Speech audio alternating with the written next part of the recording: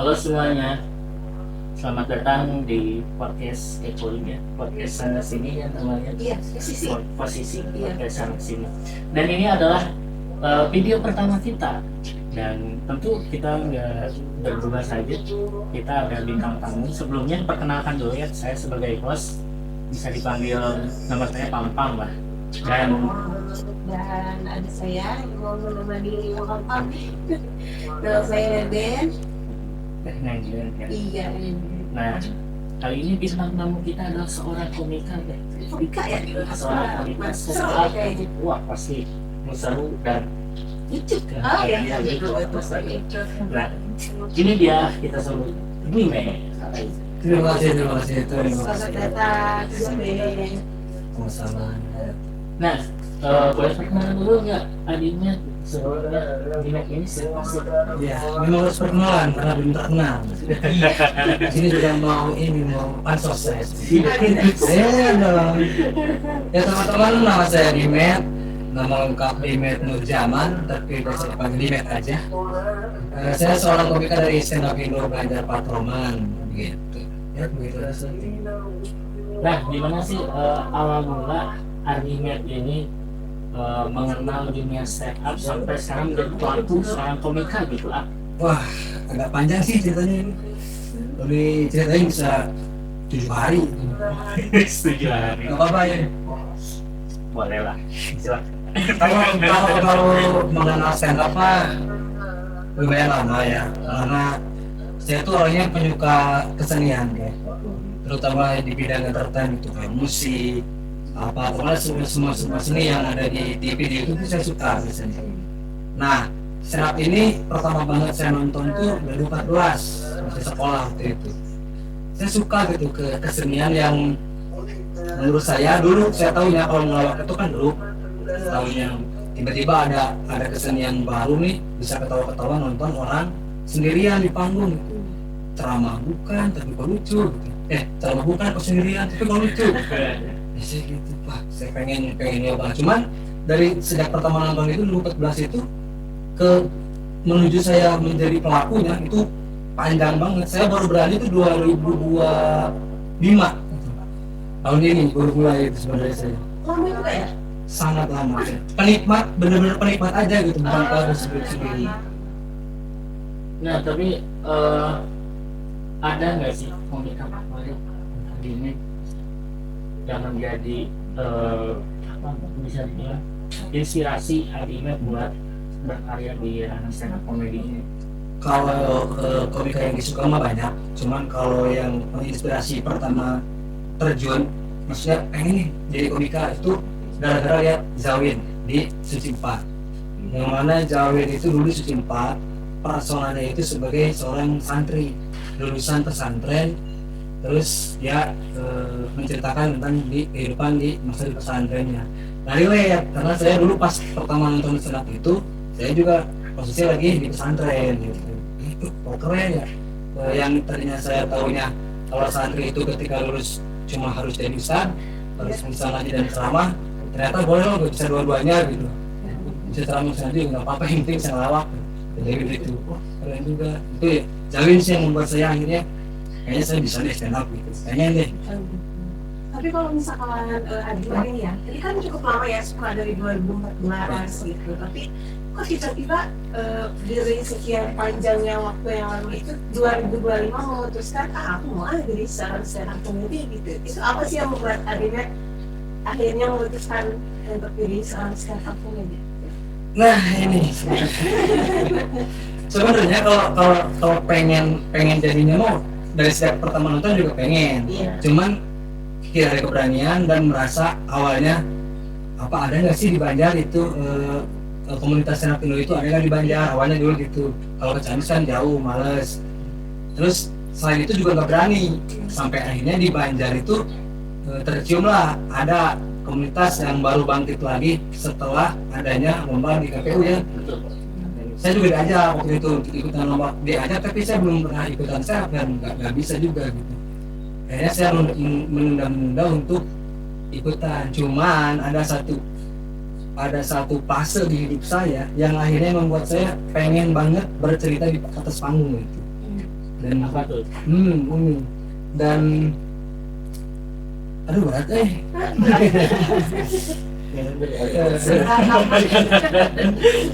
jadi itu jadi ini cerita ini nggak apa nih. Iya, boleh. Siapa tahu kan dari cerita Adimet ini bisa menginspirasi orang lain gitu. Jadi begini ceritanya, saya itu dulu tuh pernah pengen nyoba stand up dengan persona yang macam-macam, karena kan stand up itu harus punya persona atau ciri khas apa yang ingin dibawain gitu. Nah saya tuh pernah mau nyoba persona santri udah banyak, terus saya juga nggak sama tentang dunia pesantren gitu. Mau nyoba persona pengangguran waktu itu baru dapat kerja, jadi nggak lihat dong. Bingung akhirnya saya dapat masalah yang lumayan cukup gede di hidup saya gitu, yaitu adalah saya ini kan udah tunangan ya, udah tunangan hampir nikah, batal nikahnya gara-gara si tunangan saya selingkuh sama cowok lain. Itu kan lumayan sakit tuh banget tuh. Pengen bercerita kan, intinya pengen nyeritain inilah gitu, pengen nyeritain hal itu. Tapi kan kalau curhat-curhat biasa tuh kadang nggak semua orang tuh bisa menyebutkan. Malah ada yang bilang laki-laki mah udah boleh bercerita ya, jadi penting curhat lah misalnya gitu man. Tapi kan saya tuh pengen bercerita gitu, dan gimana caranya biar bercerita tapi nggak dikatain lebay. Kayaknya stand up ini salah satu jalan gitu, biar dibalut dengan kelucuan itu sih. Akhirnya beneran saya nyoba stand up dengan persona cowok galau. Alhamdulillah sampai sekarang itu nyaman, bukan nyaman galaunya tapi nyaman stand up-nya masih. Tapi masih galau mas? Masih sebenarnya. Masih belum move ya. Tapi kan dengan kegalauan itu jadinya memberanikan diri Adimet ya buat gue pengen stand up gitu Ya itu. Jadi sampai ya. Jadi Tuhan tuh Tuhan tuh ngambil sesuatu yang baik dari hidup saya dan diganti dengan lebih baik. Di sini kasusnya saya dicabut si tunangan saya hilang, tapi saya digantikan dengan hobi saya yang akhirnya bisa hidup untuk di stand up ini. Tapi ada besar kemungkinan nggak dapat jodoh dari komunitas stand up? Kalau dari komunitas mah enggak, soalnya cowok semua. Berarti banyak belum ada yang cewek ya? Belum ya? Belum ya? Komunitas belum. Saya perhatikan. Sangat kita tunggu apa yang berminat. Siapa tahu jadi dekatnya Adimet. Enggak gitu. Nah, kita ingat dalam waktu dekat ini, tepatnya di bulan ini ya kalau nggak salah, kan ada show stand up comedy judulnya Tempat Terbang ya. Nah, gimana sih perasaan Adimet ini termasuk show pertama ini? Soal pertama. Nah, gimana sih perasaan Adimet untuk menghadapi show pertama ini? Sebetulnya kalau dilihat dari sisi show-nya, saya siap, karena saya merasa gini loh, saya tuh baru lah di stand up gitu, untuk sebagai pelaku baru di stand up ini. Kalau penikmat memang udah lama, jadi saya ada keraguan gitu untuk tampil sebagai seorang yang membawakan show khusus gitu. Ada keraguan, tapi yang bikin saya yakin adalah pertama, background cerita yang saya bawakan di show ini adalah benar-benar kisah nyata, sehingga masa sih nyeritain kisah sendiri lupa gitu, masa sih ngeblank kisah sendiri gitu, saya mikirnya gitu. Yang kedua juga menurut saya ini adalah titik balik saya untuk benar-benar berdamai dengan keadaan gitu. Kalau ketika saya udah sampaikan ini di show, keluar semua unek-unek, nah kedepannya siapa tahu memang saya jadi semula dalam galaunya gitu. Terus yang bikin saya tetap ada yakin gitu karena dukungan teman-teman komunitas gitu. Jadi saya dibantu juga dalam sudut pandang apa yang mau diambil, menentukan jokes-jokesnya kayak gimana gitu. Jadi ya saya siap-siap aja sih sebenarnya buat show ini. Dan buat teman-teman nih yang mungkin nonton podcast ini, jangan pernah ragu show ini bakal nggak lucu. Ini jaminan lucu. Wih, asli soalnya dari orang di proses itu ya Pak, itulah yang salah. Termasuk saya di dalam beban itu Pak, beban. Judulnya kan Penting. ya kayak seperti judulnya tadi apa sih? Terluka terbahak. Kalau untuk persiapannya gimana nih? Kalau untuk persiapan, saya sih sekarang masih nulis materi, ngebahan yang udah ditulis, persiapan apa naik juga buat jam terbangnya, buat ngambil apa semangatnya gitu. Saya itu persiapan yang paling utama sih penulisan materi sih, karena materi itu saya tuh nggak pernah ngunci udah ini beres itu enggak, tapi selalu dibaca lagi di-rewrite lagi terus gitu, karena kadang suka yang pertama kita tulis anak lucu nih, pas kita baca lagi apaan sih ini kurang gitu, jadi kita ubah lagi jadi lebih lucu lagi gitu. Jadi aku nggak jadi soalnya bisa gitu. Siapa sih gitu? Kenapa sih terbahak cerita sebenarnya jadi menarik buat Iya. Kebetulan judul itu juga memang saya sendiri yang buat judul itu. Mungkin itu juga alasan kenapa komunitas ngajak saya di show ini, karena judulnya punya saya. Kalau saya nggak dapat, saya copyright itu judulnya punya saya nggak saya. Saya ambil terluka terbahak itu karena pada saat kasus pertama saya diselingkuhi itu, saya patah hati itu lukanya tuh benar-benar bikin pengen mati gitu ya, terluka bener-bener. Tapi setelah proses sehari dua seminggu bulan, akhirnya si luka itu saya sendiri itu sebagai pelaku bisa memandang si luka itu menjadi komedi gitu. Jadi yang ternyata terluka ketika diceritain lagi karena udah berdamai bisa jadi tertawa gitu. Kenapa terluka terbahak? Jadi biar saya yang terluka, penontonnya tertawa gitu. berarti dari cerita yang tadi diselingkuhin nih. Nah, Boleh dulu saya? boleh. Jadi motivasi awalnya memang tetap yang gara-gara patah hati itu ya. Itu motivasi utamanya itu. Memang titik terendah di net ini semenjak diputusin apa sih? Wah, tahu sih. Termasuk ini, menurut saya patah hati itu cara dia terbaik. Mungkin Papa mau gitu. Saya dulu terakhir sebelum patah hati itu berat 64, sekarang 54 sekarang. Pas pada saat 54 itu sekarang ya, kemarin itu sempat di 52. Berarti kan 10 kiloan tuh hilangnya gara-gara patah hati itu. Dan itu tuh kacau banget. Bulan Ramadan patah hati, sahur cuma minum, buka cuma minum, hampir sebulan begitu terus tuh, benar-benar nggak masuk nasi, dipaksain segimanapun nggak bisa gitu. Nah ini kan parah nih. Saya sendiri ketika sekarang nih, pas sekarang saya udah lahap lagi makan, lagi kunaon gitu nih, sebagai kunaon begitu gitu. Kalaupun misalkan sampai meninggal gara-gara makan juga mungkin dia juga nggak peduli gitu, ngapain gitu. Makanya, nah itulah jadi kan jadi komedi kalau sekarang kan, dulu mah boro-boro bisa ngisirikan ya hal itu gitu, masakan dipikir-pikir nah sampai sebegitunya, bahkan sampai kepikiran mau bunuh diri, coba ngapain gitu kan. Kalau misalkan saat itu bunuh diri itu beneran terjadi, mungkin sekarang nggak jadi komika nih, nggak ada stand up, cuma untung nggak jadi. Nah, itu kan lemah banget sebenarnya patah hati pengen bunuh diri itu, kayak cewek cuma dia doang. Tapi emangnya sih emang ya kan.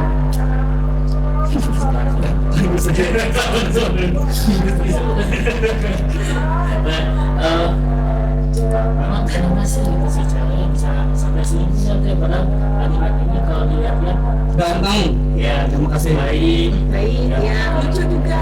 Ya. ada filmnya sih.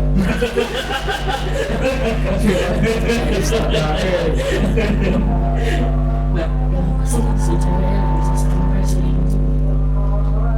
Ya nggak tahu ya, itu mah ini manusia mah kan yang sempurna ya. Saya yang menurut beberapa teman gitu, kalau kalian mau kalah jangan buat lah. Tapi menurut beberapa teman atau beberapa mantan juga bilang kalau dari segi kebaikan, effort dan sebagainya wah sangat worth it untuk dipertahankan kan. Apalagi ini tunangan gitu. Tunangan itu kan bukan main-main ya, bukan gaya gitu. Tapi kalau dicari sampai sebegitunya ya nggak tahu. Mungkin dia menemukan yang lebih gitu, lebih dari saya kan. Kata juga saya tuh nggak pernah, sebenarnya saya kedua itu nggak pernah pengen menyalahkan dia 100% gitu. tetap saya ada introspeksinya gitu, mungkin ada saya yang salah, mungkin saya yang kurang gitu. Walaupun memang anehnya gitu, yang bikin saya benar-benar terluka itu adalah kita tuh putus itu tidak dengan adanya masalah dulu gitu. Tiba-tiba dia minta putus dan tiba-tiba dia ternyata udah punya. Itu yang bikin saya introspeksi juga mikir banget gitu ya, sulit gitu. Nah, itulah yang kenapa bisa menemukan banyak kelucuan tuh ya, karena memang tragedia juga terlalu dalam, jadi terlalu lucu juga.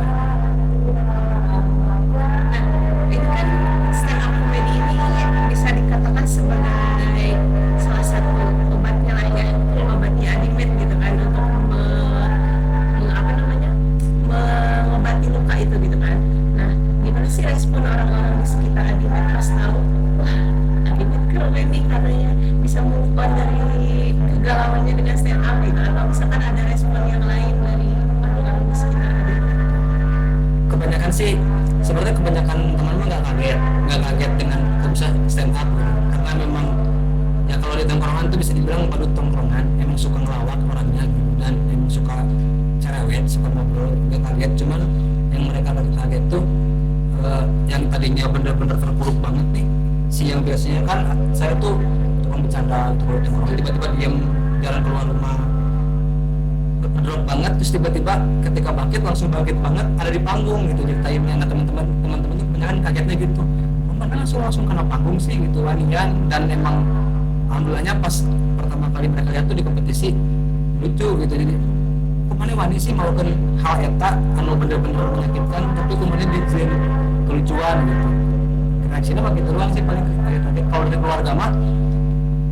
keluarga mah reaksinya mereka cuma tahu stand up doang teh, nggak tahu kenapa bisa stand up, nggak tahu nih ini kepoin ini episode ini juga sampai tahu keluarga saya masih belum tahu saya udah putus nih. Gimana kalau FYP ke mereka?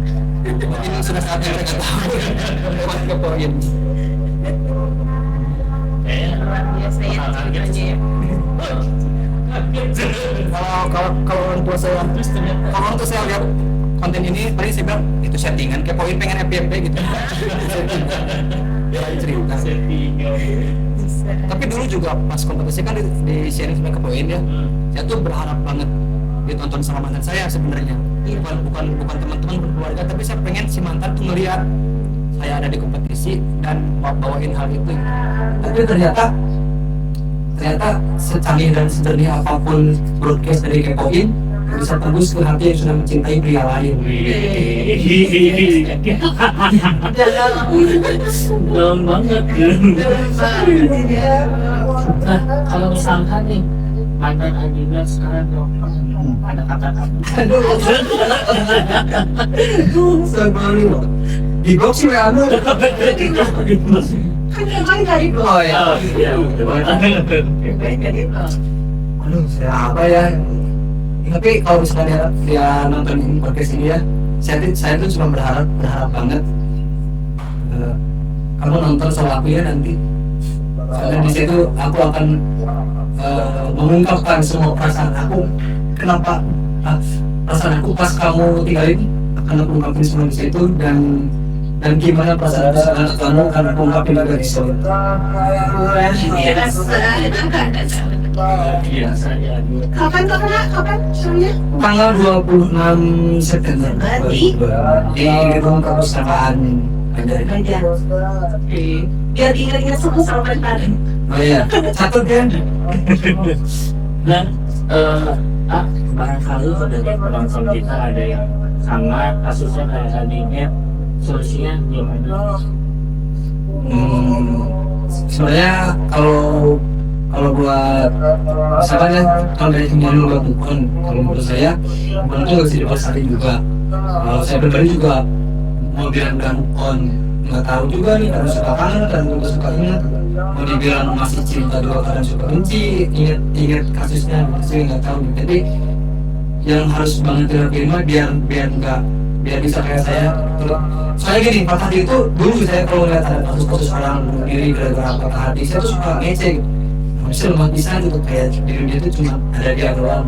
Ternyata pas saya ngalamin, emang keinginan untuk mati itu kayak gitu banget gitu. Kayak itu bahaya. Jadi kalau saran saya sih buat teman-teman yang ngalamin mungkin patah hati, entah patah hati kecil, entah patah hati besar.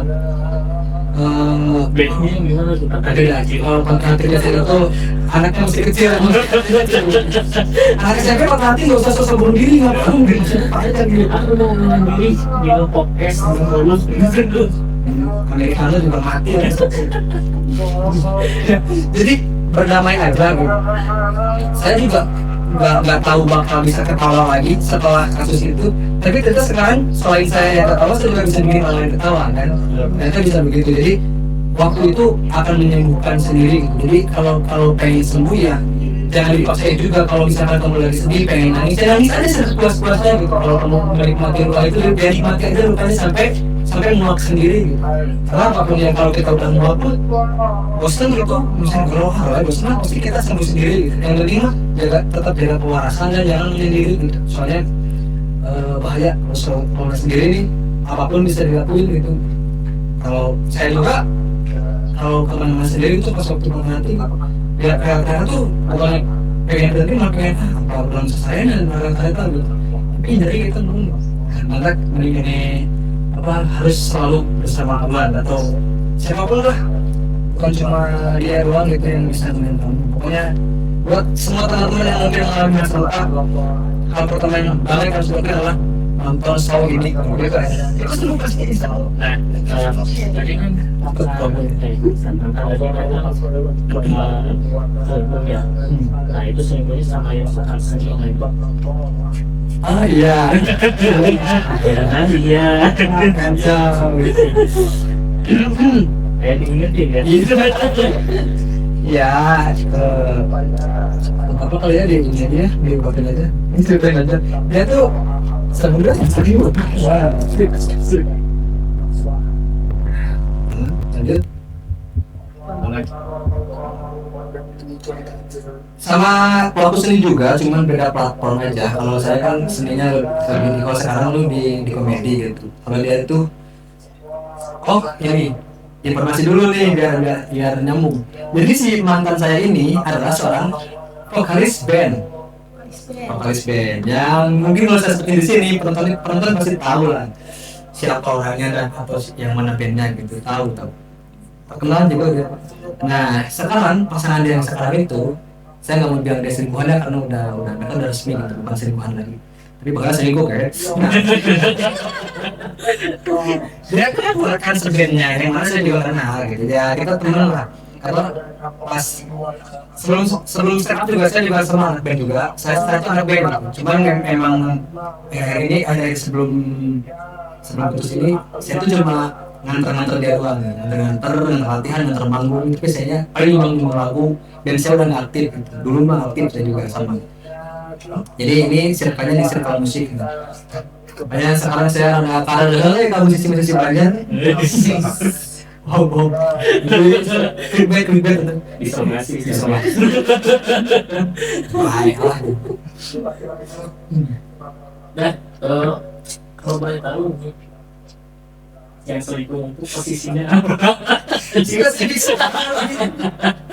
namanya heboh sekali dengan Musik banget. Saya itu yang bikin Sebutin tapi disensor ya, nggak usah. Pokoknya bisa di suatu band, teman-teman yang teman-teman kepoin yang kepo, kalau mau tahu cari aja band yang vokalisnya cewek. Banyak kan? Banyak dong yang vokalisnya cewek di Banjar. Terus drummernya Jamet, nah itu. Gak usah sensor sih, keren aja. kayaknya kalau dari tadi kita kan ngapain terus animate ya. Kalau misalkan animate kita roasting aja gimana nih? Boleh banget Kita ya. Ada sesi roasting ini. Ada dong. Iya. Kacau. Gimana kalau misalkan kita roasting aja ya? Siapa yang mau ngerasanya? Ada siapa tadi? Ada A. Andriana.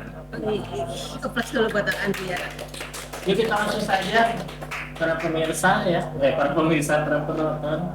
Apa sih nama ininya? Sobat posisi. Nah, sobat posisi, kita langsung saja ke sesi roasting A. Andriana. Silakan untuk memulai. Sip. Halo semuanya, perkenalkan nama saya Andriana. Boleh minta tepuk tangan dulu buat Bang. Oke, saya boleh perkenalkan rekan saya di samping? Boleh. Namanya adalah Dimet The Rising Star. Sekilas kalau dari jauh kelihatan kayak Iqbal Ramadan. Keren.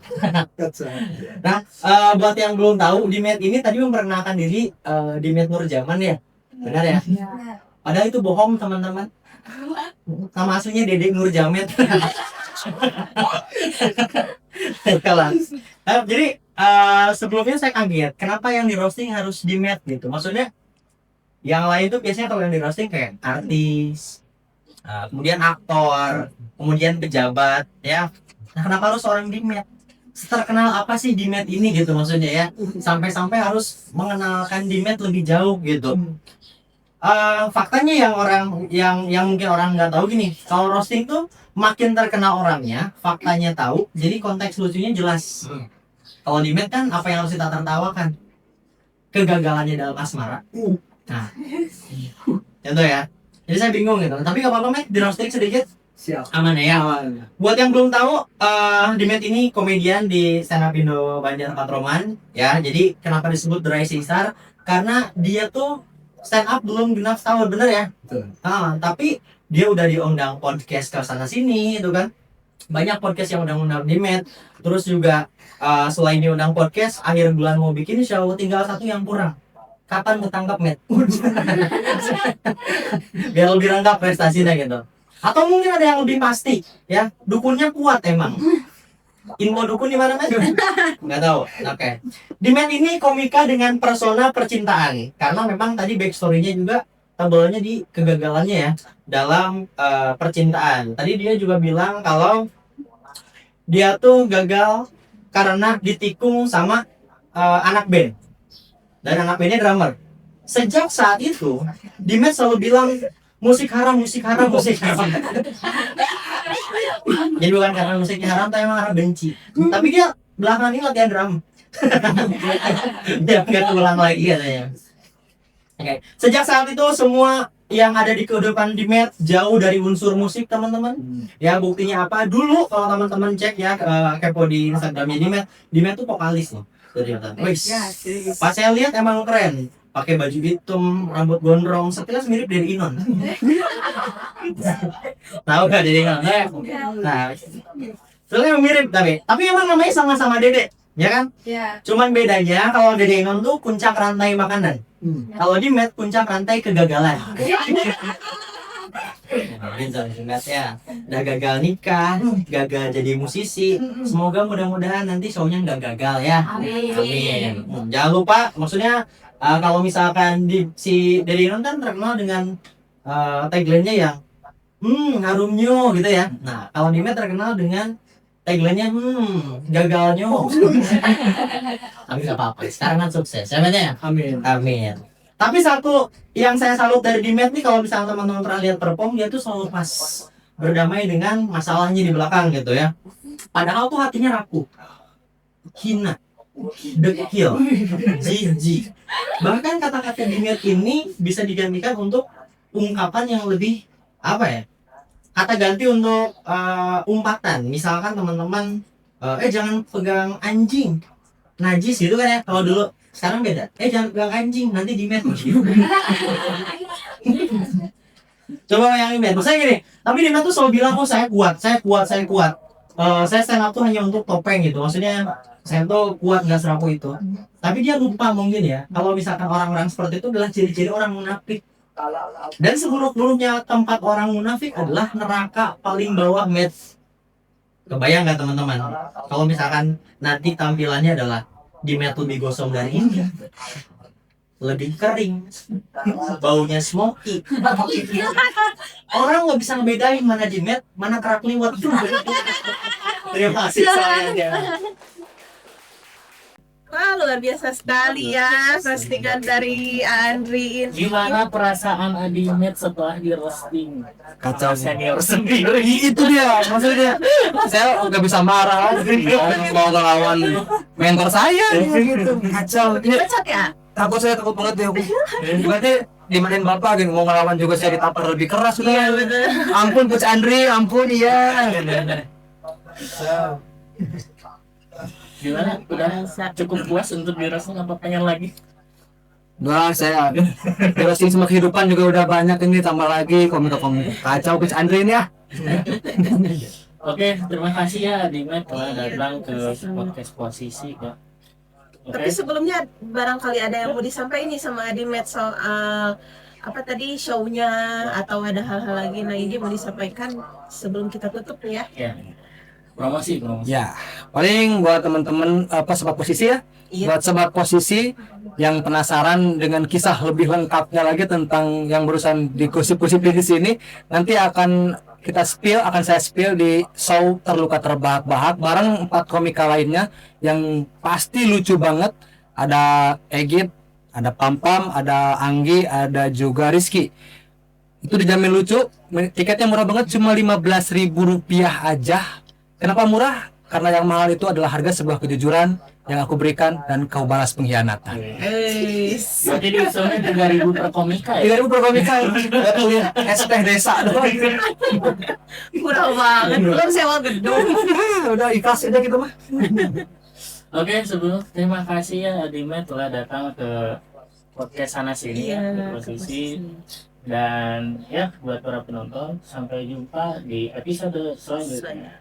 See you. Bye.